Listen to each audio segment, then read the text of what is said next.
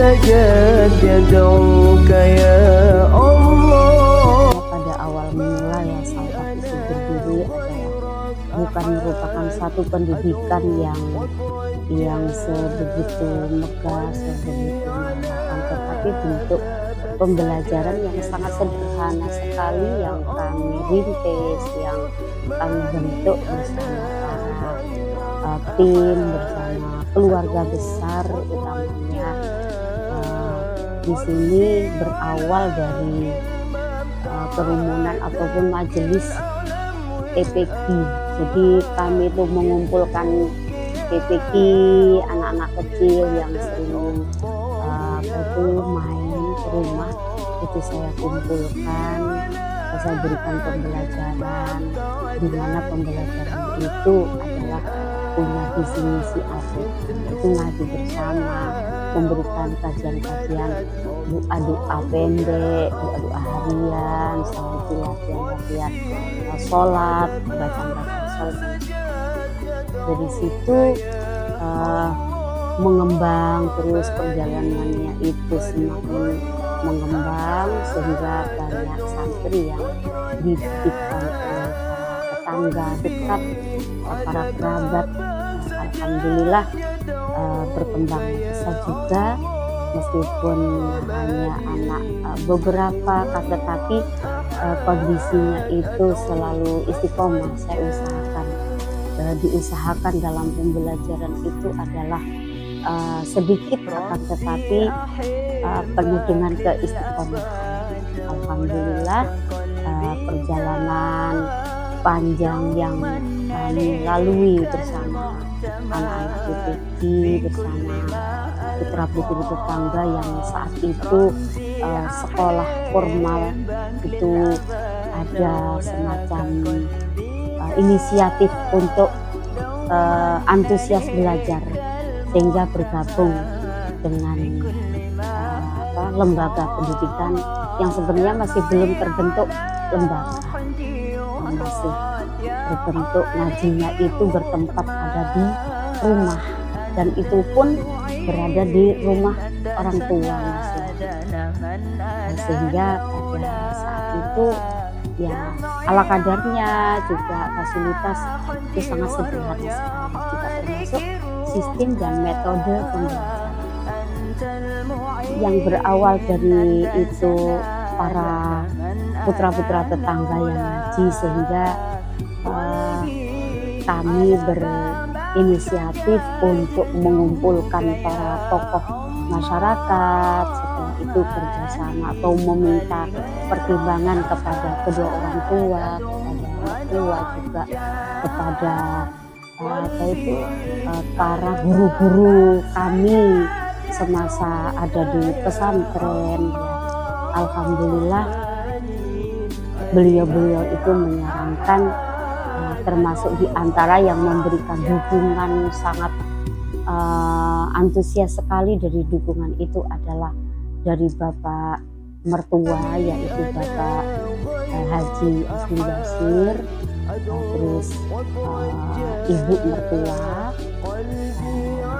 itu dari kedua orang tua termasuk terus kerabat semua, saudara, keluarga besar.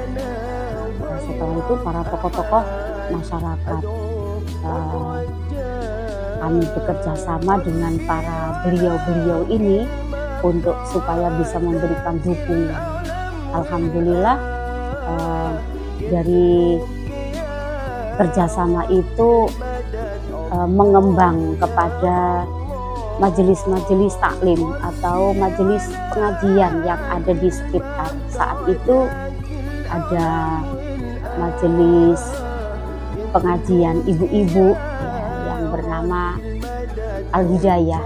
Jadi minta tolong sama para orang tua, para wali murid yang mayoritas itu mengikuti pengajian, yang bisa mengikuti proses pembelajaran putra-putrinya untuk supaya bisa ngaji, ikut gabung bersama dalam lembaga yang kami rintis. Setelah itu mengembanglah sehingga ada salah satu putra tetangga yang itu pulang pergi punya ide untuk mau mencoba untuk menghafalkan Al-Quran.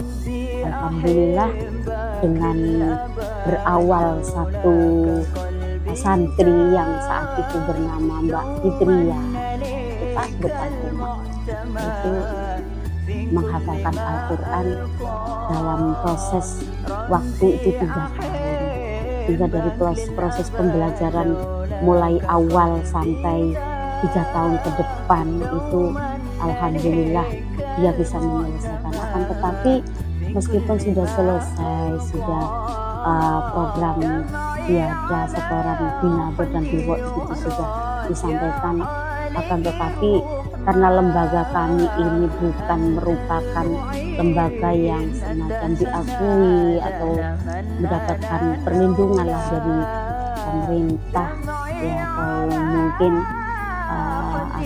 semacam pengakuan lah. Jadi kami itu bersama para pengurus-pengurus dan para pengelola satida saat itu adalah tetap untuk memberikan pembelajaran meskipun tidak diadakan semacam wisuda, sehingga berprinsip biarlah itu dijadikan sebagai zikir, sebagai penguat jiwa, sebagai bentuk wiritan-wiritan dan amaliyah-amaliyah harian bersama Al-Quran. Sehingga saat itu kami merasa belum punya fasilitas, sehingga sebenarnya ada sih yang berminat untuk mau mukim, bahkan ada beberapa tokoh masyarakat yang untuk menghendaki supaya didirikan semacam asrama. Setelah itu alhamdulillah ya qadarullah, Allah itu memberikan rizki-rizki yang barangkali dari doa-doa para beliau yang punya harapan besar kepada kami sebagai pengelola untuk mempunyai atau mendirikan semacam lembaga yang khusus untuk fokus mengajari atau mempelajari para putra-putri itu di bidang Al-Quran. Ada fasoha, ada pasolatan, ada solawatan juga, sehingga ada pengembangan selain pembelajaran khusus Al-Quran. Dengan hadirnya para santri yang semakin bertambah ya, sehingga ada pula para wali murid yang kebetulan kami saat itu masih berdinas ada di satu lembaga formal ya, lembaga formal yang bertempat kami dinas itu adalah di MTS Yunisma, sehingga dalam dinas itu pun saya juga berusaha untuk mengekspos ataupun memberitahu, memberi kabar tentang program-program yang ada dalam rintisan kami. Jadi para siswa itu banyak yang didaftarkan ke Yasalfat yang saat itu masih belum punya nama ya, masih belum punya nama. Nama Yasalfat itu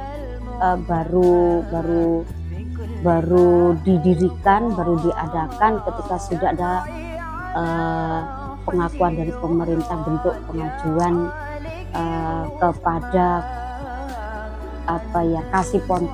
kepada Kasipontren untuk mengajukan semacam perlindungan kepada pemerintah. Barulah di situ kami menentukan nama lembaga. Alhamdulillah di situ kegiatan yang sangat sederhana juga, karena harus berpadu dengan pembelajaran mata pelajaran yang dari pendidikan sekolahnya, sehingga kami sebagai pengelola itu enggak harus saklek dalam pendidikan ngaji Quran saja, kan tetapi di situ ada semacam bimbingan-bimbingan khusus kepada siswa. Dan alhamdulillah juga itu kami bisa untuk berkoneksi dengan lembaga-lembaga formal yang lain seperti MTS Yunisma, itu MTS Ma'arif atau lebih dikenal itu MTS Yunisma, Madrasah Aliyah Ma'arif MA Yunisma. Setelah itu ada yang sekolah di MTSN Wonorejo, saat ini ganti nama itu MTSN 9. Terus ada yang bersekolah di SEMEA PGRI saat itu. Ya, sekarang menjadi SMK PGRI 5. Itu dulu SEMEA. Jadi banyak yang sekolah di pendidikan formal yang juga ikut gabung ngaji. Ada yang sekolah juga di SMA Ma'arif, ada di SMP Ma'arif. Setelah itu ada juga sekolah di Madrasah Aliyah Negeri Jember 3, yang saat ini alhamdulillah adalah menjadi tempat kami berdinas. Jadi saat ini kami yang sedang berdinas di Madrasah Aliyah Negeri 3 Jember atau MAN 3 Jember itu bisa mengembang juga program-program tahfidz yang ada di MAN 3. Awal berdirinya Ya Salafat itu bertempat di rumah orang tua, yang tepatnya ada di pinggir sungai. Kediaman beliau orang tua saya adalah di pinggir sungai, ya, istilahnya di pinggir Andil. Jadi tahun 1996 itu posisi asrama pelajar itu ada di pinggir Andil. Tetap di Ponjenkidul tapi di pinggir Andil. Setelah itu pada tahun 2003 itu saya bisa membeli lokasi, ya, tepatnya di Jalan Perumnas, Jalan Kiai Haji Agus Salim, yang sampai saat ini itu masih ditempati, alhamdulillah. Terus setelah itu pada tahun 2007 itu ada perluasan area, pas di belakang rumah itu ada tanah yang ditawarkan. Terus sampai ke selatan itu miliknya Pak Haji Satuhan pas bertetangga sebelah. Alhamdulillah beliau juga berantusias untuk menjual tanah beliau, keluarga besarnya itu keluarga Ibu Muawanah dan Bapak Haji Satuhan yang saat itu datang ke rumah. Itu untuk menawarkan tanah dan rumah. Alhamdulillah dengan dorongan dari pengasuh guru besar kami, ya, yang dari Pondok Pesantren Bustanu Syakil Quran yang saat itu sedang bersilaturahim ke Kencong, ya, beliau dari Jawa Tengah, jauh-jauh dari Betengan Jawa Tengah, itu pas silaturahim ke Kencong itu beliau dawuh bahwasanya terus dikembangkan pesantrennya, terus dikembangkan metode pendidikan yang didapat dari BUG, dari tempat belajar negeri. Sehingga Buya Ilyas itu merespon untuk menindaklanjuti apa yang didhawuhkan oleh beliau, yaitu Mbah Yai Kharir. Beliau adalah pengasuh dan guru besar BUG dari BUG, sehingga dari doa restu beliau itu alhamdulillah, restu beliau, ridhoan beliau, itu alhamdulillah semuanya bisa berjalan lancar.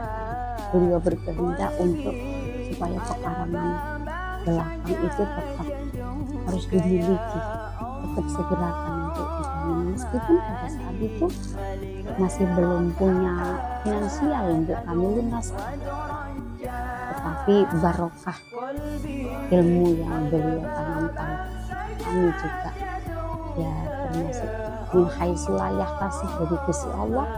Saya kira seperti itu, alhamdulillah semuanya berjalan lancar dan bisa segera saya lunaskan. Pada saat itu setelah kami pulang ikhram bersama Buya Ilyas itu di tahun 2009, menawarkan pekarangannya ke 2007, tetapi masih ada bentuk pertimbangan-pertimbangan yang memang saat itu finansial masih belum ada. Baru ada itu ketika saya bersama Buya memberikan DP sebelum berangkat ikhram, itu tahun 2007.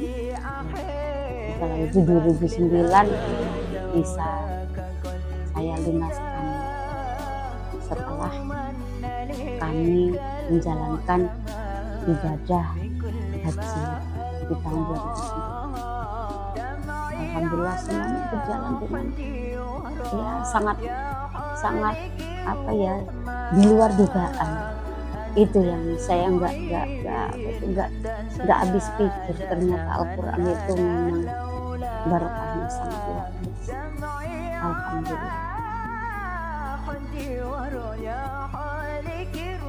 Berdirinya Yasal Tab ini itu pada bulan Februari 1996 ya. Nah, dengan perjalanan yang begitu panjang, liku-liku, serta fase-fase yang harus dihadapi, terus liku-liku dari perjalanan yang sangat terjal, cara penyelesaian dari masing-masing siswa itu juga perlu penanganan yang serius, sehingga tidak dengan mudah untuk dengan mengoutputkan secara cepat, sehingga perlu kesabaran, perlu ketulusan, perlu kedekatan dan pendekatan yang sangat luar biasa terhadap pribadi anak, sehingga ada sentuhan-sentuhan di setiap interaksi, sehingga dari situ akan muncul semacam magnet. Dari magnet itu nanti akan muncul kesadaran dari masing-masing anak yang ketika punya masalah ya itu alhamdulillah bisa dijalani setelah kerumitan itu dengan tetap punya prinsip ora et labora. Saya tanamkan seperti itu, berusaha dan berdoa, terus berusaha untuk meyakinkan kepada para anak-anak ya, yang sedang belajar itu supaya tetap punya sabar ya, tertanam karakter sabar. Prinsipnya itu sabar, ikhlas, qanaah, dan istiqomah. Insya Allah dengan cara seperti itu semuanya tak ada masalah ya, alhamdulillah dilalui semuanya dengan ya intinya sabar, terus ikhlas, terus membina alhamdulillah.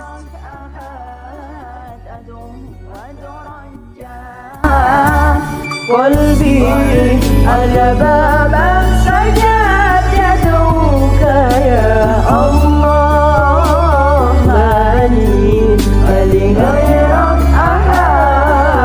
trong